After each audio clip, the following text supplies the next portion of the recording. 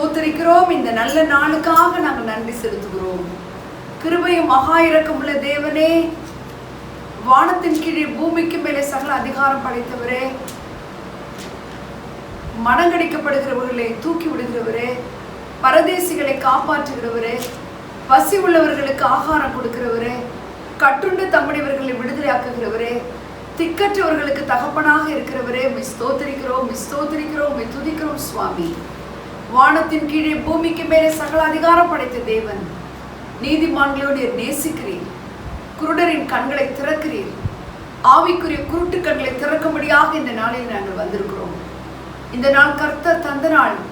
இதில் கடிகூர்ந்து நாங்கள் மகிழும்படி நீர் எங்களோடு பேசும் நாங்கள் கேட்கிறோம் சுவாமி. இயேசுவின் நாமத்தில் பிதாவே, ஆமென். ஆமென். ஹல்லேலூயா. கர்த்தர் ஒருவரே நல்லவராய் இருக்கிறார். இந்த நாள் கர்த்தர் தந்த நாள். இதிலே நாம் கடிகூர்ந்து மகிழ்வோம். ஆமென். கர்த்தர் எவ்வளோ நல்லவராக இருக்கிறார். நம்ம கொஞ்ச நாளாக நம்ம என்ன பார்த்துட்டு இருக்கிறோம்னா, கர்த்தருக்கு கீழ்ப்படிதல், தாழ்மை, அதை பார்க்கணும். தாழ்மை உள்ளவர்களுக்கு அவர் கிருபை அளிக்கிறார், பெருமைக்காரர்களுக்கு கர்த்தர் எடுத்து நிற்கிறார். அதே போல் நீங்கள் வாசிச்சிங்கன்னா நீங்கள் சாத்தானுக்கு எதிர்த்து நில்லுங்கள் அப்படின்றது தான் நம்ம எல்லாருக்குமே தெரிஞ்ச ஒரு வசனமாக தெரியும். ஆனால் சாத்தானுக்கு எதிர்த்து நில்லுங்களுக்கு முன்னாடி ஒரு பார்ட் ரொம்ப முக்கியமானதாக இருக்குது. அது என்னன்னா, தேவனுக்கு கீழ்ப்படிதல். ஆமென். தேவனுக்கு கீழ்ப்படுகிறதுக்கு பேர் தான் என்னன்னா ஹியூமிலிட்டி, தாழ்மை. ஆமென். நம்ம தேவனுக்கு எப்பெல்லாம் கீழ்ப்படியிலையோ அது எல்லாமே பெருமை. உலக பிரகாரமான பெருமையினுடைய அர்த்தம் அது கிடையாது. தேவனுக்கு எப்பெல்லாம் நம்ம கீழ்ப்படியிலையோ அப்பெல்லாம் நம்ம என்னவா இருக்கிறோம்னா பெருமையா இருக்கிறோம். அந்த தாழ்மை உள்ளவர்களுக்கு ஒண்டிதான் கிருபை வழிந்தோடும். ஆமென். கிருபையை ஊற்றப்பட நம்முடைய வாழ்க்கையில abundant blessings. கிருபையினாலே நம்மை சந்திக்கிறாராம். ஆமென். கிருபையினால நம்மளை சந்திக்கிறாராம். ஹல்லேலூயா. அப்புறம் மலைகளே விலகினாலும் பர்வதங்களே நிலை பெயர்ந்தாலும் என் கிருபை உன்னை விட்டு விலகாதுன்னு சொல்றாரு. மாறாத கிருபை, நித்திய கிருபை, விலகாத கிருபை, நிச்சயமான கிருபை அப்படின்னு நிறைய கிருபைன்னு நம்ம பார்த்தாலும் கூட நமக்கு அதுக்கு அஸ்திபாரமா நீங்கள் நான் என்ன தெரிஞ்சுக்கணும்னா அந்த தாழ்மை தான் தெரிஞ்சுக்கணும். அந்த தாழ்மை எப்படி வரும் அப்படின்னா நம்ம கீழ்ப்படியும் போது. ஆமென். இப்போ இந்த தாழ்மை கீழ்ப்படியும் போது வரும். ஆனா ஆண்டவருடைய பிளான் என்ன மனுஷனை குறித்து அது நீங்க தெரிஞ்சுக்கிட்டீங்கன்னா, தேவனுடைய உன்னதமான நோக்கம், அந்த ஆதாம் ஏவாள் ஏதேன் தோட்டத்துல தேவனுடைய நோக்கம் என்ன, அவருடைய கிரியேஷன்ல என்ன அவருடைய நோக்கமா இருந்திருக்கு அப்படின்னு நம்ம தெரிஞ்சுக்கிட்டோம்னா, நம்முடைய டிசைன் என்ன அப்படின்னு நம்ம தெரிஞ்சுக்கிட்டோம்னா ஆண்டவர் நம்ம துக்கப்படுத்த முடியும். நம்ம ஏதோ பெருசா கொலை பண்ணாதான், பெருசா ஏதோ ஒண்ணு அவருக்கு பிரியமானதை விபச்சாரம் பண்ண வேண்டாம் இருக்கு, கொலை பண்ண வேண்டாம் இருக்கு. அப்புறம் என்னது இந்த கட்டளைகளையும் கற்பனைகளையும் இதெல்லாம் நம்ம கொண்டு நியாயப்பிரமாணத்தினுடைய எல்லாத்தையும் நினச்சிக்கிட்டு நம்ம என்ன செய்கிறோம், இதுபடிலாம் இல்லைன்னா தான் நமக்கு பாவம் நம்ம நினைக்கிறோம். அதுலேயே 613 வகையான பிரமாணங்கள் இருக்கு. அதில் ஒன்றில் கூட நம்ம தவறுனா எல்லாவற்றிலும் தவறுகிறவர்களே நம்ம இருக்கிறோம். ஹல்லேலூயா. நான் இன்னைக்கு என்ன உங்ககிட்ட ஃபோக்கஸ் பண்ண விரும்புகிறேன்னா, அந்த ஏதேன் தோட்டத்தில் காட் ஒரு மனுஷனை படைச்சதுடைய டிசைன். ஆமென். ஒரு டிசைன், அவருடைய கிரியேஷன். ஹல்லேலூயா.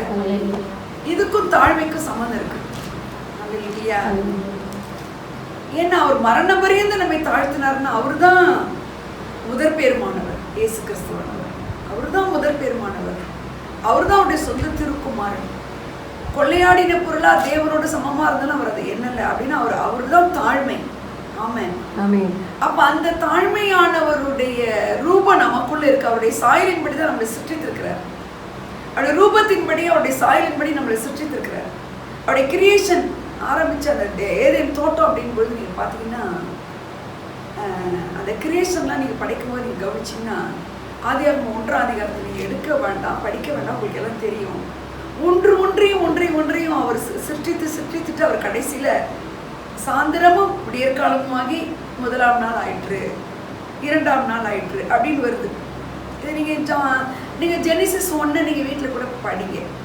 அப்போ ஒரு கிரியைகளெல்லாம் முடிக்கும் பொழுது, அன்றைய நாள் முடியும் பொழுது அவர் அதை பார்த்துட்டு அவர் என்ன சொல்றாரு, முதலாம் நாள்லயே மனுஷனை படைக்கல, அவரு அந்த வானத்தை படைக்கிறாரு, வெளிச்சத்தை படைக்கிறாரு, பூமியை படைக்கிறாரு, பூமியில் உள்ள எல்லாவற்றையும் படைக்கிறாரு. அல்லேலூயா. இந்த 6ஆம் நாள்ல தான் இந்த மனுஷனை உண்டாக்குறாரு, வனவிலங்குகள் எல்லாம் உண்டாக்குறாரு.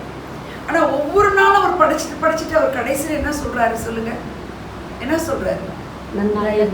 அதை பார்த்துட்டு அவர் சொல்றாரு நல்லது என்று கண்டார். அப்ப அவர் பார்த்துட்டு ரசிக்கிறாரு. அவருடைய கிரியேஷன் அவர் பார்த்து என்ன செய்யறாரு? ரசிக்கிறாரு. ரசிச்சுட்டு அவர் என்ன சொல்றாரு? நினைச்சுக்கிட்டு இல்ல, நல்லதுன்னு சொல்றாரு. ஆமென். நல்லதுன்னு சொல்றாருன்னு பைபிள்ல எழுதப்பட்டிருக்கு. நல்லது என்று கண்டார், நல்லா இருக்குன்னு சொல்றாரு. ஆமென். அப்ப பாருங்க, எல்லாத்தையும் படைச்சு நல்லதுன்னு நம்ம வாழ்க்கையில பாருங்க, இன்னைக்கு எல்லாம் நல்லதா இருக்கா? நம்முடைய வாழ்க்கையில எல்லாம் நல்லதா இருக்குதா? அவருடைய டிசைன் என்ன? எல்லாம் ஈவன் பிளான்ஸ், மரங்கள், செடிகள், காய்கள், கனிகள், அவர் என்னது வானத்துல வானாதி வானங்களை உண்டாக்கி அதில் அவர் சிற்றித்த எல்லாமே எப்படி இருக்குன்னா நல்லதா தான் இருக்குது. ஆமென். ரொம்ப நல்லதா தான் இருக்குது. ஆனா அந்த நல்லது எப்போ கெட்டு போச்சு அப்படின்னா, அப்படின்னா இந்த கட்டளைகளை கர்த்தர் சொல்றாரு, இந்த கனியை நீ புசிக்க வேணான்னு சொன்னதை சாத்தான் வஞ்சிச்சு. யாரை ஃபர்ஸ்ட் வஞ்சிச்சான்? ஏவாளை வச்சான். ரொம்ப முக்கியமான சத்தியத்தை நான் சொல்றேன். யாரை வஞ்சிச்சான்? ஏவாளை வஞ்சிக்கும் பொழுது பக்கத்துல ஆதாம இருக்கிற மாதிரி தெரியும். சாத்தான் சர்ப்பம் யாருக்கிட்ட போய் பேசுதுன்னா ஏவாள் இடத்துல தான் பேசுது. ஏவாள் இடத்துல பேசின உடனே கவனிக்கணும். ஏவாள் இடத்துல பேசின உடனே அது சொல்ற ஒரு காரியம் என்னன்னா, நல்லா கவனிங்க, நல்ல ஆண்டவர் படைச்சுக்கிறார். கர்த்தருடைய சத்தம் கேட்கிற பிள்ளைகளா படிச்சுக்கிறார். அவருக்கு கீழ்ப்படுகிற பிள்ளைகளா படிச்சுக்கிறார். ரெண்டாவது, காடும் எப்படி இருக்கிறாருன்னா மனுஷனை மதிக்கிறவரா இருக்கிறார். எல்லாவற்றையும் உண்டாக்கி அவன்கிட்ட கொண்டு வந்து நீ என்னென்ன பேர் எடுக்கிறியோ அதை வைப்பான்னு சொல்றாரு. ஆமென். அது மாதிரி அவருடைய சிற்றிப்புகள் எல்லாமே நல்லதா இருக்குது. மனுஷன் தான் உச்ச கட்டத்துல இருக்க படைச்ச ஒரு படைப்பா இருக்கும்போது அவனையும் அவர் மதிக்கிறார்.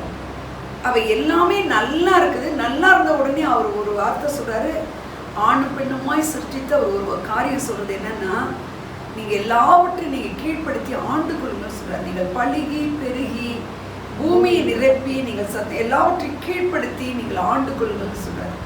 அப்ப அந்த ஆளுகை எங்க விற்று போட்டுட்டாங்க? யாருக்கிட்ட விற்று போட்டாங்கன்னு உங்களுக்கு தெரியும். யாருக்கிட்ட விற்று போட்டாங்க? பிசாசு கிட்ட விற்று போட்டாங்க. அதை விற்று போட்ட நேரத்துல அந்த கான்வர்சேஷனை நீங்க பார்க்கணும். காட் எல்லாவற்றையும் உண்டாக்கும் பொழுது நான் ஒரு முக்கியமான விஷயம் சொல்றேன்.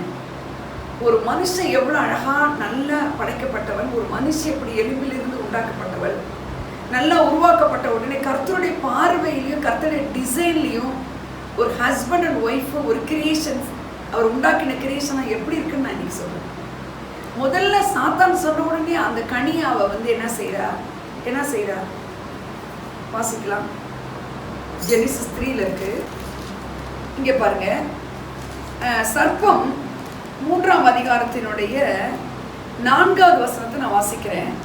சர்ப்பம் ஸ்திரியை நோக்கி, நீங்கள் சாகவே சாவதில்லை, நீங்கள் இதை புசிக்கும் நாளிலே உங்கள் கண்கள் திறக்கப்படும் என்றும் நீங்கள் நன்மை தீமை அறிந்து தேவர்களைப் போல இருப்பீர்கள் என்றும் அறிவார். தேவன் அறிவார் என்றது. அப்பொழுது ரொம்ப நல்லா கவனிக்கணும். சாத்தான் சொன்னது என்ன? நன்மை தீமை அறிந்து நீங்கள் தேவர்களைப் போல இருப்பீர்கள் என்று தேவன் அறிவார் என்றது.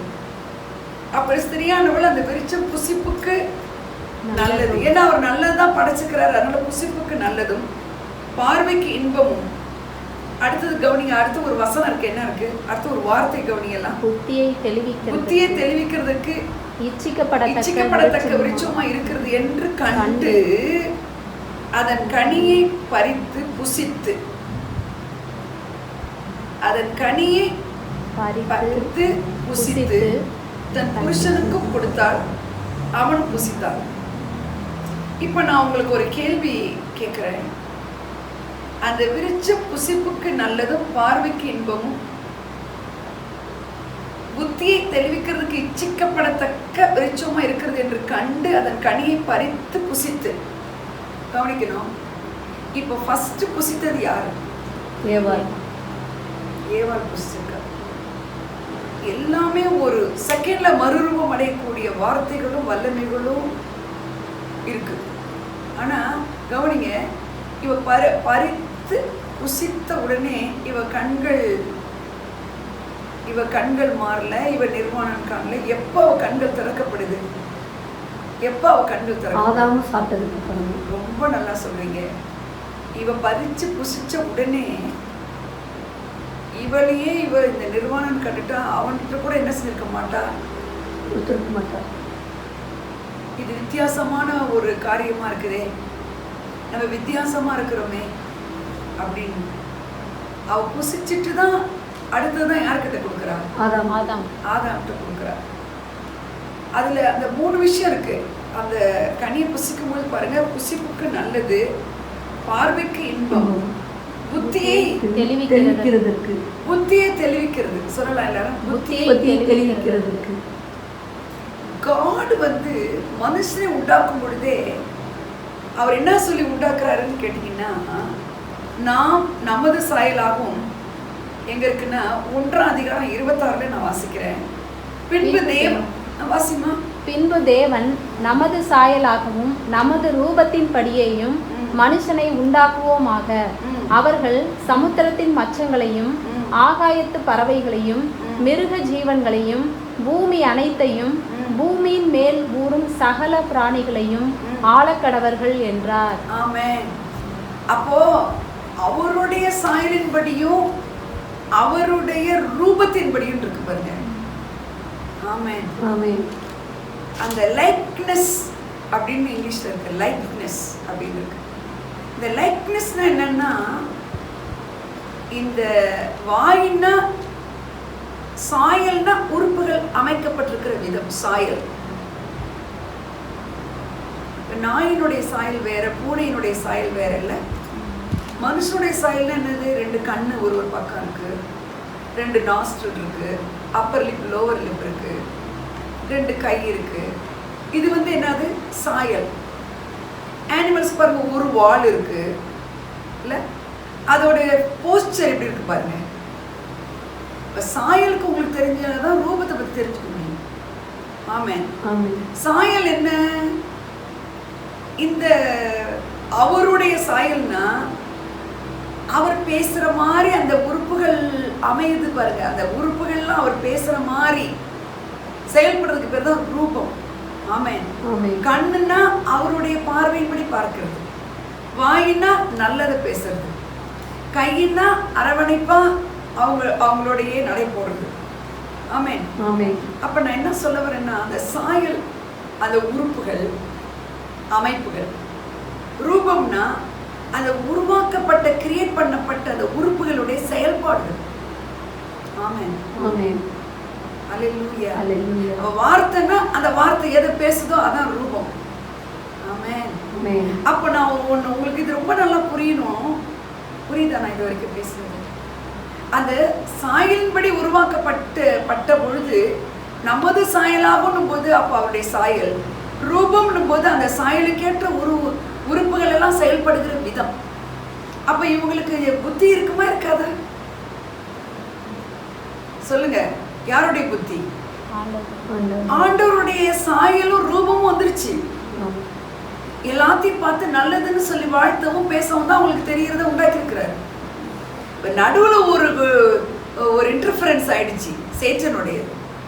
அப்ப உடனே அவங்களுடைய டாக்கு ஏற்கனவே நல்லா இருக்குது. என்னது நல்லா இருக்குது? ரூபம் நல்லா இருக்குது. ரூபம் நல்லா இருக்கு, சாயல் அப்படியே தான் இருக்குது, ரூபம் நல்லா இருக்கு. இந்த ரூபம்னா இப்போ கவனிக்கணும், இந்த ரூபங்கிறது ரொம்ப ரொம்ப முக்கியம். மறுரூபம் அப்படின்னு சொல்றோம் பாத்தீங்களா? மறுரூபம், இங்கிலீஷ்ல டிரான்ஸ்ஃபர்மேஷன். நீங்கள் இப்பிரபஞ்சத்துக்கு ஒத்த வேஷம் தெரியாமல், அந்த ரோமர் 12:2 எடுத்து வாசிங்கள. நீங்கள் இந்த பிரபஞ்சத்திற்கு ஒத்த வேஷம் தெரியாமல் தேவனுடைய நன்மையும் பிரியமும் பரிபூரணமுமான சித்தம் இன்னதென்று பகுத்தறியத்தக்கதாக உங்கள் மனம் புதிதாகிறதுனாலே உங்கள் மனம் புதிதாகிறதுனாலே இந்த ரூபம் அப்படிங்கிறது நல்லா கவனிக்கணும். இந்த ரூபங்கிறது எதோட தொடர்புடையதா இருக்கும்னு நீங்க நினைக்கிறீங்க? இந்த அவருடைய லைக்னஸ் தான், அவருடைய சாயலின்படி, அவருடைய ரூபத்தின்படி. அந்த ரூபம்ன்றது எதை குறிக்குதுன்னா அவருடைய மனசை தான் குறிக்குது. ஆமென். அது மனசை தான் குறிக்குது. இந்த கை ஒருத்தவங்களுக்கு ஹெல்ப் பண்ணா அந்த மனசு இருந்தால் தான் அந்த கை போக முடியும். ஒரு இடத்துக்கு போகணும் நம்ம மனசுல நினைச்சாதான் அந்த கால் போக முடியும். ஒருத்தவங்களுக்கு உதவி செய்யணும், அந்த கம்பேஷனான அந்த பார்வையே அவங்களுக்கு காட்டும், இவங்க உதவி செய்வாங்க. அப்போ சாயல் இருந்தாலும் அந்த சாயலின் படி மட்டும் இல்லாம ரூபத்தின்படி உண்டாக்கியிருக்கிறார். அப்ப அவருடைய புத்தி, அவரை அறிந்து கொள்ளக்கூடிய அறிவு, அவருடைய சாயல்லாம் சேர்ந்துதான் அந்த நாள்ல இந்த ஆதாம் ஏவாளை உண்டாக்குறாரு. ஆமென். இப்ப இங்க என்ன ஆயிடுச்சு அப்படின்னா, இந்த கனியை புசிச்ச உடனே அந்த ரூபத்துல ஒரு பொல்யூஷன் ஆயிடுச்சு. எந்த ரூபத்துலமா? அவர் மாதிரி காடுடைய ரூபம். காடுடைய ரூபம் என்ன? எவ்ரிதிங் இன் அபண்டன்ஸ். அதை பார்த்து களி கூர்ந்து நல்லா இருக்குன்னு சொல்ற அளவுக்கு எல்லாமே இருக்கு. அவரோடு நடை போடுகிற தேவன் அவங்க கூட இருக்கிறாரு. சத்தத்தை கேட்கிற ஒரு பழக்கம் இருக்கு. ஹalleluya. நான் சொல்றது புரியுதா உங்களுக்கு? அப்படிப்பட்ட சூழ்நிலைகள்ல அந்த ரூபம் எப்போ மாறுது? இந்த கனி புசிச்ச உடனே. அப்போ நல்ல ரூபம் என்னவா மாறிடுச்சு? இப்போ சொல்லுங்க, கெட்ட ரூபமா மாறிடுச்சு. அதனாலதான் பாருங்க, அவ வந்து சொல்லும் பொழுது புத்தியை தெளிவிக்கிறது. நீங்க தேவர் மாதிரி இருப்பீங்க அப்படின்னு சொன்ன உடனே அப்ப நம்ம இப்ப தேவர் இல்லைன்ற எண்ணம் தான் வந்துருச்சு. அந்த 3 வாசிங்க, அது வாசிங்க. ரூபம். அப்பொழுது ஸ்திரீயானவள் அந்த விருட்சம் புசிப்புக்கு நல்லதும், புசிப்புக்கு நல்லதும், பார்வைக்கு இன்பமும், புத்தியை தெளிவிக்கிறதற்கு இச்சிக்கப்படத்தக்க விருட்சமுமாய் இருக்கிறது என்று கண்டு. ஏற்கனவே நல்ல புத்தி தான் இருக்கு, அது தெளிவா இல்லைன்னு ஒரு ஸ்ட்ராங்கான ஒரு எண்ணம் வந்துருச்சு இந்த கனியை புசிக்கும் பொழுது. ஆமென்.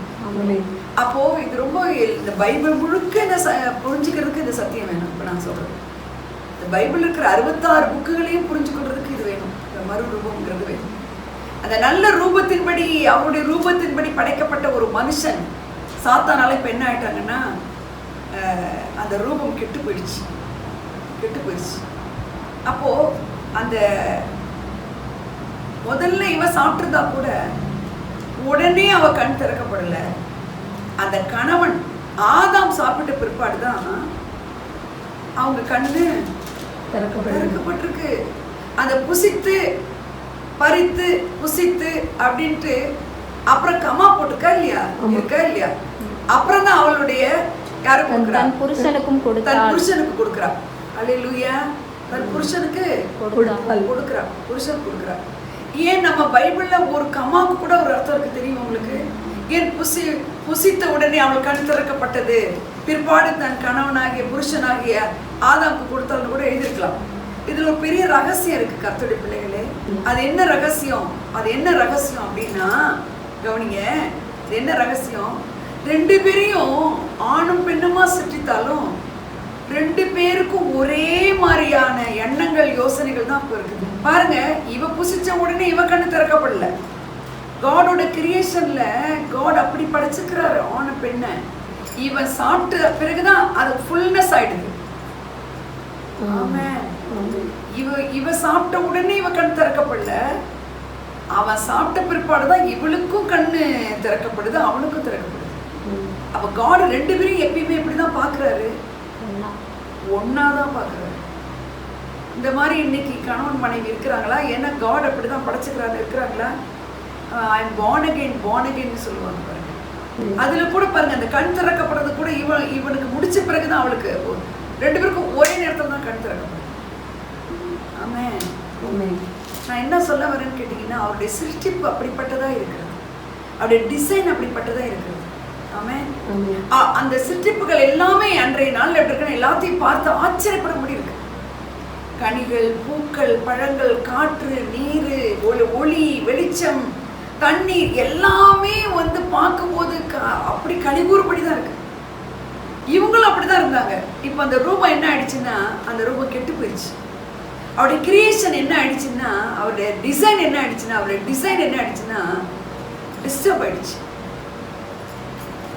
அவருடைய டிசைன் என்ன ஆயிடுச்சு? டிஸ்டர்ப் ஆயிடுச்சு. அவருடைய டிசைன் என்ன ஆயிடுச்சு? பொல்யூட் ஆயிடுச்சு. அவருடைய டிசைனை யாரு கெடுத்துட்டா? சேட்டன் கெடுத்துட்டான். எப்படி வந்து கெடுத்தான்? வஞ்சிச்சு வந்து கெடுத்தான். நம்ம வாசிக்கிறோம் பாருங்க, ஜான் காஸ்பல்ல 10:10 வாசிக்கிறோம், பிசாசு எதுக்கு வரான்? திருடவும் கொல்லவும் அழிக்கிறவனுமாய் இருக்கிறான், ஆனால் நானும் ஜீவன் உண்டாயிருக்கவும் அது பரிபூர்ணப்படும் வந்தேன்னு சொல்றாரு. அவர் எதுக்கு வராராமா? அவர் எதுக்கு வராரு? ஜீவன் உண்டாயிருக்கும்படி வராரு. ஹல்லேலூயா. அவர் எதுக்கு வராரு? ஜீவன் உண்டாயிருக்கும்படி வராரு. ஹல்லேலூயா. ஜீவன் உண்டாயிருக்கும்படி வராரு. ஜீவன்னா என்ன அப்படின்னு கேட்டா உங்களுக்கு தெரியணும். ஜீவன் உண்டாயிருக்கும்படி வராரு. ஜீவன்னால என்னது? இந்த மூச்சு விட்டு மூச்சு இருக்கிறவங்க இதுவா? ஜீவன் ஜீவன். இப்ப இவங்களுக்கு ஜீவன் போயிருச்சு. இந்த கர்த்தருடைய சாயலும் ரூபத்திலும் பொல்யூஷன் வந்த உடனே அவங்களுக்கு என்ன வந்துருச்சு தெரியுமா? ஜீவன் போயிருச்சு. ஜீவன் போயிடுச்சுன்னா ஆதாம் அதுக்கப்புறம் 930 ஆண்டுகளுக்கு மேல இருக்கிறாரு உயிரா, பாடிலி. நான் சொல்ற மரணம் வந்து தேவனோடு இனிமேல் சம்மந்தம் இல்லைங்கிற ஒரு வாழ்வு, அதுதான் மரணம். அந்த மரணம் வரும் பொழுது எல்லாமே நெகட்டிவ் ஆயிடுது. அதுதான் நல்லதுன்னு சொல்ல முடியாம ஆயிடுச்சு. நல்லது நல்லது நல்லது என்று கண்ட தேவன் இன்னைக்கெல்லாம் பாருங்க, மரங்கள் காய்க்கல, பழங்கள் பழுக்கல, பூக்கள் பூக்கல, தண்ணி துறவு தோண்ட தோண்ட தண்ணி இல்ல, தண்ணி அவர் உண்டாக்கின ருசிகரமா இல்ல, மனுஷன் அவர் பார்வைக்கு ஏற்றவர் இல்லை, எல்லாமே அபோட்டன் ஆயிடுச்சு, அப்படியே மாற்றம் ஆயிடுச்சு. அப்போ இந்த ரூபம் கெட்டு போனதை தான் அவர் சொல்றாரு. அவன் வந்து கெடுத்துட்டான். எதோ கெடுத்துட்டான். தேவனுக்கும் தேவனுடைய பிள்ளைகளா இருக்கிற ஆதாம் ஏவாளுக்கும் இருக்கிற அந்த ரிலேஷன்ஷிப்பை என்ன பண்ணிட்டான்? திருடிட்டான், அழிச்சிட்டான், திருடிட்டான், கொன்றுட்டான், அழிச்சிட்டான். அதுக்கு தான் வந்தான். ஆனா இவர் சொல்றாரு, நானும் ஜீவன் உண்டாயிருக்கும். அப்போ அந்த ஜீவன் தான் எனக்கு ரொம்ப முக்கியமா இருக்கு. ஜீவன் சொல்லுங்க எல்லாரும். ஜீவன்னா உங்களுக்கு நல்லா தெரியணும். நான் ஜீவன்னு பேர் வைக்கிறாங்க, ஜீவான்னு பேர் வைக்கிறாங்க. நித்திய ஜீவன் நிறைய பேருக்கு கிறிஸ்டியானிட்டியில நித்திய ஜீவன்னா தெரியும். அந்த நித்திய ஜீவன் எப்போ வரும்னு தெரியணும். அது நித்திய ஜீவன் எங்க இருக்குன்னு தெரியணும். ஜீவன் தான் என்னன்னு தெரியணும். ஆமென் சொல்றீங்களா? ஜீவன் தான் என்னன்னா, ஜீவன்னாலே அது நித்திய ஜீவன் தான். ஆமென். அது உங்களுக்கு தெரியுமா? ஒன்றான மெய் தேவனாகி அவரையும் அவருடைய குமாரனாகி இயேசு கிறிஸ்துவையும் அறிவதே நித்திய ஜீவன். அறிவதே அந்த knowledge about God. Amen. The knowledge about God. அவரை அறிகிற அறிவு தான் அந்த ஜீவன். இப்ப ஜீவன் உண்டா இருக்கணும்னா நம்ம ரிலீஜியஸா இருக்கிறவங்களுக்கு அவர் அறிந்து கொள்ள முடியாது. அப்ப அவரை அறியணும் அப்படின்னு பொழுது இந்த கண் என்ன ஆயிடுச்சுங்க? இந்த கண் என்ன ஆயிடுச்சு? ஏற்கனவே இருந்த ரூபத்தின்படி கெட்டு போனதுனால சரியானபடி இவர் தான் கர்த்தர், இவர் அறிந்து கொள்ளக்கூடிய அண்டர்ஸ்டாண்டிங் போயிடுச்சு. புத்திங்கிறதுக்கு இங்கிலீஷ்ல என்ன தெரியுமா? அண்டர்ஸ்டாண்டிங். ஏற்கனவே காடோடைய சத்தம் கேட்கும் பொழுது உங்களுக்கு நல்லா இருந்தது. இன்னைக்கு என்ன ஆயிடுச்சு? அவருடைய சத்தம் கேட்கும்போது வரணும்னு தோணல. ஏன்? நிர்வாணமா இருக்கணும்னு தெரிஞ்சு போச்சு. அப்ப அவங்க என்ன செய்யல? நாங்க வரல, அவங்க வரல. ஏன் நீ கனியை புசிச்சான்னு கேட்கிறாரு. கேட்ட முதல் கேள்வி என்ன? கனியை புசிச்சியா? நான் புசிக்க வேணும்னு சொன்ன புசிச்சான்னு கேட்கிறாரு. அப்போ அந்த கனியை புசிச்ச உடனே நடந்த ஒரு பெரிய விஷயம் என்னன்னா, புத்தி தெளிவு வந்துருச்சான். என்ன வந்துருச்சு? புத்தியை தெளிவிக்கிறதுனா ஏற்கனவே இருந்த புத்தி இருக்கு பாருங்க, அதுதான் ரியலான நல்ல புத்தி. அந்த புத்தியில மாற்றம் வந்துருச்சு. அந்த புத்தியில நல்லா கவனிக்கணும் இந்த மெசேஜ். அந்த புத்தியில மாற்றம் வந்தா உடனே அந்த புத்தி என்னவா நினைக்கும்னா நல்லதே நினைக்காது. அதுதான் பைபிள்ல பாருங்க, புத்தின்ற இடத்துல கவனிங்க. புத்தி அப்படின் போது பைபிள் இருக்கு நிறைய இடத்துல பெண்களை பத்தி தான் புத்தின்னு வருது. புத்தி உள்ள ஸ்திரீ தன் வீட்டை கட்டுகிறாள் பாருங்க. புத்தி இல்லாதவளோ தன் கைகளினால் அதை எடுத்து போடுகிறாள். 10 கன்னிகைகள்ல புத்தி உள்ள கன்னிகைகள், புத்தி இல்லாத கன்னிகைகள் இருக்கு பாருங்க. ஆமென். புத்தி புத்தி ரொம்ப முக்கியம். அப்போ இங்க முதல்ல இந்த கனியை புசிச்ச உடனே எது அட்டாக் ஆயிருக்குன்னா மனம்தான், அந்த ரூபம் தான். இந்த ரூபத்தினுடைய குவாலிட்டிலாம் எங்க இருந்து ஸ்டார்ட் ஆகுது? அந்த மனசுல தான். அப்ப சேட்டன் வந்து முதல்ல எங்க அட்டாக் பண்ணிட்டான்? அந்த மனசுதான், மனசுதான். அதுதான் ஆண்டவர் சொல்றாரு ஜீவன் உண்டாயிருக்கும் அப்படின்னு. அந்த ஜீவன் என்னது? அறிவுன்னு சொன்னேன். நீ கர்த்தரை அறிய அறிய அறிய உனக்கு அவரை குறித்த அண்டர்ஸ்டாண்டிங் வந்துருச்சுன்னா அந்த அண்டர்ஸ்டாண்டிங் வர வர உன் மனசு என்ன ஆயிடும்? மறுரூபம் ஆயிட்டே வரும். ஆமென் சொல்லுங்க. அந்த மனசு அவரை அறிய அறிய அறிய. அதனாலதான் இயேசு கிறிஸ்து கொடுத்த முதல் மெசேஜ் என்ன? மனம் திரும்புங்கள்னு சொல்றாரு. அப்படி இன்னைக்கு எதை நம்ம அந்த ரூபத்தை தான் இப்ப மாத்தி ஆகணும். நம்ம அந்த ரூபம் தான் மாறப்படணும். அந்த ரூபம் எதோடு தொடர்புடையதா இருக்கு? மனதோடு தொடர்புடையதா இருக்கு. அதுதான் ரோமர் 12:2 வச்ச மனம் மறுரூபம் அடையணும்னு சொல்றாரு. அல்லேலூயா. மனசு மறுரூபம் ஆகணுங்கிறாரு. அப்போ மனசு ஏன் மறுரூபம் ஆகணும்? மனசு கட்டாயம் மறுரூபம் ஆகணும். ஆமென். இந்த மனசு மறுரூபம் ஆகணும். இந்த மனசு மறுரூபம் ஆகணும்னா என்ன அப்படின்னா, ஆதியில அவர் உண்டாக்கும் பொழுது அந்த 2 பேரும் எப்படி இன்செப்பரபிளா இருந்தாங்க. ஆமென். இப்ப பாருங்க, இந்த கனியை புசிச்ச உடனே ஆதாம் சொன்ன காரியம் என்ன தெரியுங்களா? ஆதாம் தேவனை பார்த்து சொன்னது என்ன? நீர் எனக்கு உண்டாக்கின. அவன் யாரை ஜட்ஜ் பண்றான்? யாரை ஃபர்ஸ்ட் அக்யூஸ் பண்றான்? God. தேவனை. இன்னைக்கு பாருங்க, நம்ம மனசு நல்லா இருந்ததுன்னா, நம்ம மறுரூபமானோம்னா நம்ம என்ன செய்வோம்? ஏதாவது நமக்கு நல்லா நடக்கலைன்னா நம்ம என்ன தெரியுமா செய்வோம்? கர்த்தர் இதை ஏதோ எனக்கு நன்மைக்கு நடத்துவாருன்னு நம்ம நல்ல மனசாக தான் சொல்லுவோம். மறுரூபம் ஆகலைன்னு வச்சுக்கோங்களேன், மறுரூபம் அடைஞ்ச பிள்ளைகள் மறுரூபங்கிறது ஒரு கோயிங் ஆன் ப்ராசஸ். அதில் இருக்கிறவங்க என்ன செய்வாங்க? இல்லை எனக்கு இப்போ தெரியல, ஆனால் அவர் எல்லாமே நன்மைக்கு ஏதுவாக தான் செய்வார் அப்படின்னு சொல்லுவாங்க. ஆனால் அதே மறுரூபம் அடையாமல் அந்த ரூபத்துக்குள்ளே கடந்து போக முடியாமல் இருக்கிறவங்க, அந்த ஜீவனுக்குள்ளே வர முடியாமல் இருக்கிறவங்க, அவரை அறிந்து கொள்றதுல பின்தங்கின வாழ்க்கை வாழ்கிறவங்க என்ன சொல்லுவாங்க? ஆமாம், என்ன காடு, இவர் தான் உண்மையான காடுன்னு வந்தேன் நான். என்ன செஞ்சார் இவர் இன்னும் என்ன சோதிக்கிறாரு அப்படின்னு சொல்லுவாங்க. ஆனால் அது கிடையாது. கர்த்தருடைய பிள்ளைகளே, உங்களுக்கு நான் சொல்கிறேன், உங்கள் மனசு மட்டும் வசனத்தோட ரூபம் அடைஞ்சிக்கிட்டே இருக்கணும், மாறிக்கிட்டே இருக்கணும், மாறிக்கிட்டே இருக்கணும், மாறிக்கிட்டே இருக்கணும். அது என்ன ரூபம்? அவருடைய கிரியேஷன்லாம் கழிவுறும்படி படைச்சாங்க. அதை அந்த காற்று வீசும் பொழுதே அது அவரை ஆராதிக்குது. அவர் காற்று ஆராதிக்குது. அந்த சூரியன் ஒளி காலையில் வீசும்போதே தேவர் என்னை உண்டாக்குறாரு நன்றி சொல்லணும். அந்த சந்திரன்ல ராத்திரியில ஒளி கொடுக்கும் பொழுது என்னை ஒரு பர்பஸோட என்னை உண்டாக்கிருக்கிறாருன்னு சொல்லுதான். அந்த அனிமல்ஸ்லாம் சத்தம் போடும்போது, பறக்கும்போது, பாடும்பொழுது, குயில் பாடுது, பறவையில் சிறகடித்து பறக்குது, எல்லாம் செய்யும் போதுலாம் என்ன செய்யுது? என்னை ஒருத்தர் உண்டாக்கிருக்கிறார், என்னை உண்டாக்கிருக்கிறாருன்னு மகிழ்ந்துருக்குதாமா. ஹல்லேலூயா, ஹல்லேலூயா, ஹல்லேலூயா. ஆனா இன்றைய நிலைமையில எல்லாம் எப்படி இருக்கு பாத்தீங்களா?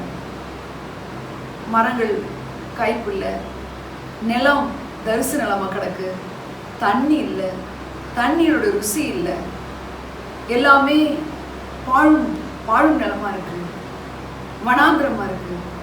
இல்ல உலக பிரகாரமா எல்லாம் பசுமையா இருந்தாலும் மனதளவுல அவங்கவுங்களுக்கு என்னன்னா வனாந்திரமான ஒரு வாழ்க்கையா இருக்கு, துக்கமான ஒரு வாழ்க்கையா இருக்கு. கர்த்தருடைய பிள்ளைகளே, உங்களுடைய டிசைன் என்னன்னு நான் இன்னைக்கு உங்களுக்கு சொல்ல விரும்புறேன். உங்க டிசைன் என்னன்னா, நீங்க நல்லா இருக்கிறது அவருடைய டிசைன். ஏன்னா ஆதாம் ஏவாளுடைய காலத்திலையும் பழைய ஏற்பாட்டினுடைய காலத்திலும் நம்ம இப்ப இல்லவே இல்லை. நம்மளுடைய நியூ கவரண்ட்குள்ள நம்ம வந்துட்டோம். இந்த இழந்து போனதை தேட ஒரு ரட்சிக்கும் கர்த்தராகிய இயேசு கிறிஸ்து நமக்காக வந்திருக்கிறார். ஆமென். பிதாவாகிய தேவன் நம்முடைய அந்த ரூபத்தை, இழந்து போன ரூபத்தை திருப்பி பெற்றுக்கொள்வதற்காக, அந்த இழந்து போன ரூபம் என்னங்க? அந்த டிசைன். அது என்ன டிசைன்? இப்போ உங்களுக்கு எல்லாமே கிடைக்கணும், எல்லாமே நிறைவா இருக்கணும், எல்லாமே அபண்டன்ட்டா இருக்கணும். ஆதாம் ஏவாள் எழுந்த உடனே காற்று இருக்கு, நீர் இருக்கு, பழங்கள் இருக்கு, ஸ்கார்சிட்டி இல்லை, லேக்கிங் இல்லை. இன்றைக்கு இயேசு கிறிஸ்து அந்த கடைசி ஆதாமா இழந்து போனதை உங்களுக்கு திருப்பி கொடுத்துட்டாரு. அந்த திருப்பி கொடுத்தது என்ன? பிசாசுலேருந்து அந்த வாங்கின அத்தாரிட்டி அண்ட் பவர் உங்களுக்கு கொடுத்துட்டாரு. அதை கொடுத்துட்டாருங்கிற ஒரு மனசுல நீங்க வரும்பொழுது அந்த மனம் ரூபம் அடையுது, புது ரூபம் அடையுது, மறு ரூபம் அடையுது. ஆமென் சொல்லுங்க. அந்த மறு ரூபம் அடையுது. ஒவ்வொரு குடும்ப வாழ்க்கை, friendship, relationship, family life, career life, day to day individual life, எல்லாவற்றிலுமே ஒரு நிறைவை, ஒரு அந்த ஆதில இருந்த நல்லது நல்லது நல்லது என்று கண்டாரே, அந்த நன்மையான காரியங்கள் உங்களுடைய வாழ்க்கையில இருக்கணும். அதுதான் உங்களுடைய பிளான். இதுதான் காட்ஸ் டிசைன். இப்ப ஏதோ ஒன்று உங்களுடைய வாழ்க்கையில சரியில்லைன்னா நீங்க சொல்லணும், இது இது இது என்னுடைய டிசைனே கிடையாது இது. ஆமென். நீங்க சதா ஒரு ரிலேஷன்ஷிப்பால உங்க வீட்டுல அழுதுகிட்டே இருக்கீங்க, this is not my design. ஆமென்.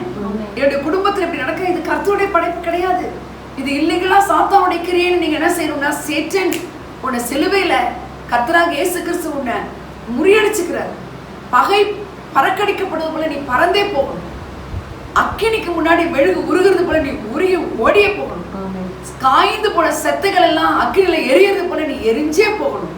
நீ என்னுடைய வீட்டுல என்னுடைய உறவின் மத்தியில இது என்னுடைய டிசைனே கிடையாது, கெட் அவுட், நீ இல்லீகலா வந்திருக்க அப்படின்ற ஆள் எப்படிப்பட்டவங்க தெரியுமா? அந்த ரூபத்தை அவங்க ரீகலெக்ட் பண்றாங்க, ரெஸ்டோர் பண்றாங்கன்னு அர்த்தம். ஆமென். ஹல்லேலூயா. நீ ஏற்கனவே already God restored everything in the cross. அதை நம்ம திருப்பி அந்த அவர் ரெஸ்டோர் பண்ணதை நம்ம என்ன பண்ணிக்கணும், நம்ம எடுத்துக்கணும், அவ்வளவுதான். அந்த எடுத்துக்கிறதுக்கு தான் உங்களுக்கு என்ன வேணும்னா, அந்த மறு ரூபம் மனசு. அந்த ரூபம்னு சொன்னது எதோட தொடர்புடையதுன்னு சொன்னேன்? மனசோடுன்னு சொன்னேன். அந்த ரூபம் எதோட தொடர்புடையதுன்னு சொன்னேன்? மனசோடு தொடர்புடையது. அந்த ரூபம் எதோட தொடர்புடையதுன்னு சொன்னேன்? புத்தியோடு தொடர்புடையதுன்னு சொன்னேன். ஆமென். அப்ப அந்த புத்தி தெளிவு அப்படிங்கிறது நமக்கு வந்தே ஆகணும். புத்தி தெளிவு பாருங்க, இந்த 2 குமாரர்கள்ல இளைய குமாரன் பாருங்க, அவன் புத்தி தெளிந்து, புத்தி தெரிஞ்ச உடனே ஃபர்ஸ்ட் யாரை பத்தி நினைவு தெரியுமா? அவன் தகப்பனை பத்தி தான் நினைவு. எங்க அப்பா வேலைக்காரங்களுக்கே பூர்த்தியான சாப்பாடு கொடுக்குறாருன்னு அப்பாவை குறித்த அறிவு அப்பதான் வருது. சோ நான் உங்களுக்கு என்ன சொல்றேன், நம்முடைய கிருபை இருந்துச்சுன்னா நம்ம எல்லா பூரணத்துக்குள்ள இருப்போமே, பரிபூர்ணமா இருப்போமே. அந்த கிருபை இருந்தா நமக்கு எல்லாத்தையும் நிறைவா கொடுக்குமே. ஆமென். அவர்கிட்ட இருந்து எடுத்துக்கொள்றதுக்கு எதுவுமே இல்லைங்கிறதே இல்லாதபடி எல்லாத்தையும் கொடுத்துட்டாரே. ஆனா நம்ம அப்படி ஒரு நிறைவுல இல்லையே. ஆனா கிருபை வந்து சம்பூர்ணமா கொடுக்குதே. ஆமென். எல்லாவற்றையும் அப்படி கிருபை கொடுத்துருச்சு. பாவ மன்னிப்பு கிருபையினால பெற்றுக்கிறோம், ரட்சிப்பு கிருபையினால பெற்றுக்கிறோம், ஐஸ்வர்யத்தை பெற்றுக்கிறோம், சுகத்தை பெற்றுக்கிறோம். அல்லேலூயா. எல்லாமே கிருபையினால பெற்றுக்கொண்ட நாம ஏன் வாழ்க்கையில வந்து ஒரு நிறைவு இல்லாம நம்ம இருக்கிறோம் அப்படின்னு கேட்டீங்கன்னா, அவர் செய்யறத செய்து முடிச்சுட்டாரு. கிருபை இருக்கு, ரெடியா கிருபை இருக்கு. அந்த கிருபை உங்களுக்குள்ள வர்றதுக்கான தாழ்மை தான் வேணும். அந்த தாழ்மையை நீங்க புரிஞ்சுக்கணும்னா, உங்க மண்டைய இந்த தாட் இருக்கு பாருங்க, இந்த மனசு இருக்கு பாருங்க, நீங்க தாழ்மையா இருக்கணும்னு நீங்க நினைக்க வராது. தாழ்மை அவர்கிட்ட கேட்க வரும், சத்தியத்தை அறிய வரும். ஆமென். இந்த தாழ்மை எப்படி வரும்ன்ற ஒரு கிளைமேக்ஸ் மெசேஜ் இது. தாழ்மையுடைய கிளைமேக்ஸ் இது. எப்படின்னா, இந்த தாழ்மை எப்படின்னா அவருடைய சாயல் தான் இது. தாழ்மைங்கிறது யாருடைய சாயல்? அவருடைய சாயல், இயேசு கிறிஸ்துடைய சாயல். ஹல்லேலூயா. தாழ்மை என்பது அவருடைய சாயல், அவருடைய ரூபம். அப்ப அவருக்கு நான் கீழ்ப்படிஞ்சே ஆகணும். அவர் எனக்கு இப்படி கொடுக்கல, நான் ஏன் இப்படி இருக்கணும்? பாருங்க, இந்த கிருபையை பெற்றுக்கொள்றதுக்கு நம்மளால ஏன் முடியலன்னா, நம்ம ஜென்ம சுபாவத்துல சில காரியங்களை செய்யறோம். ஜென்ம சுபாவத்துல செயல்படுறதெல்லாம் நான் கடந்த வாரத்துல சொன்னேன், அது பெருமைன்னு சொன்னேன். ஜென்ம சுபாவத்துல நீ செயல்படாம இருன்றதான் என்னன்னு சொன்னேன். ஜென்ம சுபாவம் நீ பண்ணலன்னா உனக்கு என்ன இருக்குன்னு அர்த்தம்? தாழ்மை இருக்குன்னு அர்த்தம். தாழ்மை இருந்தா ஆட்டோமேட்டிக்கா என்ன வந்துடும்? கிருபை. கிருபை எல்லாத்தையும் கொடுத்துரும். சத்தியத்துக்கு கீழ்ப்படி வச்சிடும். சத்தியத்துல வசனமா இருக்கிறதெல்லாம் உங்களுக்கு ஒரு சுகம் வசனத்துல இருக்குன்னா அந்த வசனம் சுகமா மாறும். ஒரு பணம் வசனத்துல இருக்குன்னா அந்த வசனம் பணமா மாறும். ஹல்லேலூயா. ஒரு ஒழுங்கின்மை இருக்குதுன்னா அந்த வசனம் இருக்கும்போது ஒழுங்காய் மாறும். அதுதான் கிருபை. அதுதான் கிருபை. அதுதான் கிருபை. ஹல்லேலூயா. அந்த கிருபையை நீங்கள் நான் பெற்றுக்கொள்றதுக்கு உங்க மனசை, அவருடைய டிசைன் என்ன, அவருடைய டிசைன் என்ன, பூரணமா வாழறது, நிறைவா வாழறது. பாருங்க, இந்த கண்கள் திறக்கப்பட்டது 2 பேரும் இவனும் சாப்பிட்ட பிறகுதான் கண் திறக்கப்படுதுன்னா எபேசியர் 5 சொல்லப்பட்டிருக்கு. ரொம்ப அழகா நீங்க வாசிக்க வேணாம், என்ன கவனிங்க. அதாவது இந்த திருமணத்துல ஒண்டிதான் அதை வாசிக்கிறாங்க பாருங்க. இந்த 5ஆம் அதிகாரம், மனைவி பயபக்தியா இருக்கணும், புருஷன் அன்பா இருக்கணும் அப்படிலாம் சொல்லுவாங்க. நான் சபையை குறித்தும் இயேசு கிறிஸ்து குறித்தும் சொல்கிறேன், இந்த ரகசியம் பெரிதுன்னு சொல்றாரு. அப்ப ஆதாம் ஏவாள் எப்படி இன்செப்பரபிளோ அதே மாதிரி கிறிஸ்துவும் சபையும் இன்செப்பரபிளா இருக்காங்க. சபைக்கு அவர் தலைனா நீங்கள் நான் என்னவா இருக்கிறோம்? சரீரமா இருக்கிறோம், அவயவங்களா இருக்கிறோம். நம்ம ஆமென். நம்ம எல்லாரும் அவயவங்களா இருக்கிறோம். அவர் தலையா இருக்கிறார். அப்போ சபையை அவரு அவ்வளவு போஷித்து காப்பாற்றாருன்னா, அந்த சபையை என்ன செய்யணும்னா மக்களுக்கு சபையில் இருக்கிற மக்களுக்கு சபை எப்படி போதிக்கணும்னா அவரை அறிகிற அறிவு தான் சொல்லிக் கொடுக்கணும். அவரை எவ்வளவு அறிஞ்சுக்கணும், அவர் மறுரூபத்தை பத்தி சொல்லிக் கொடுக்கணும். ஆமென். இந்த வசனத்தின்படி தன்னை மறுரூபப்படுத்திக் கொள்ளதான் சொல்லிக் கொடுக்கணும். அவருடைய ரூபம் என்னவா இருந்தது? பரிபூர்ணமா இருந்தது, அழகா இருந்தது. அவருடைய டிசைன் எப்படி இருந்தது? ரொம்ப அழகா இருந்தது. கண்ணீரும் கவலையும் துக்கத்திலும் இல்லை அவருடைய டிசைன். கீழ்ப்படுத்தி ஆண்டு கொள்கிறது அவருடைய டிசைன்.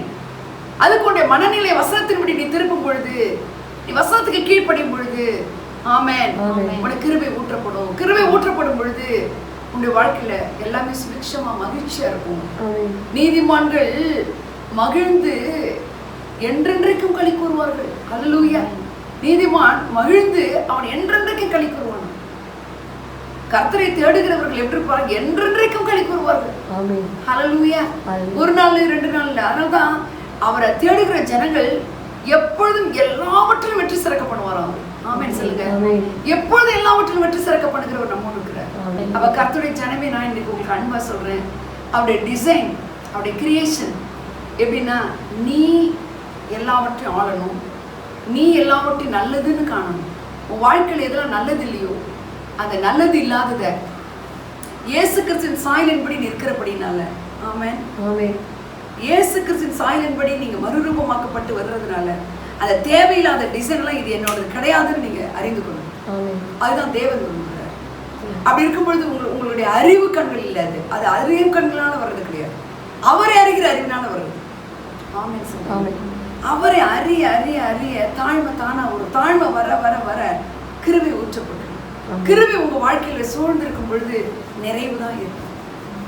ஆமென். கர்த்தர் உங்களை ஆசீர்வதிப்பார். God bless you.